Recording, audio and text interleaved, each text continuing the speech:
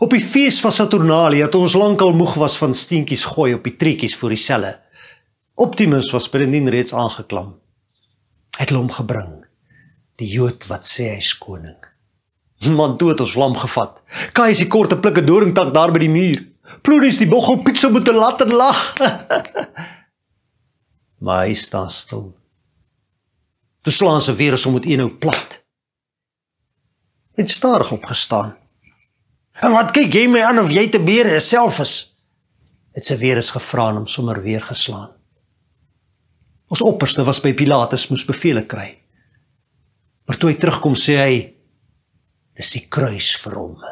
Die skare skree vir bloed. Ons moes hom uitvat. Hoor toe Pilatus roep vir 'n waslap water en kom. Toe was dit klaar.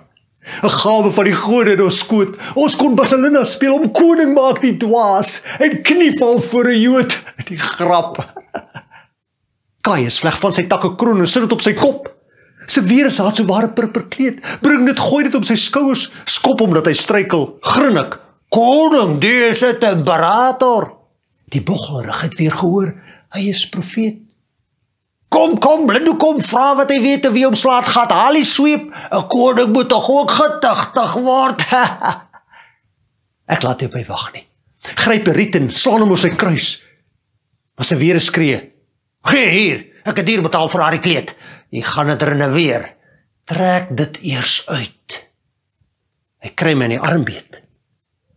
Maak vuis. Ek het geskrik. Toe lag ek maar vol. Daar het reeds bloed aan die kleed gekom wat later swart sou word. Toe lag ons lank vir hom. Ons almal.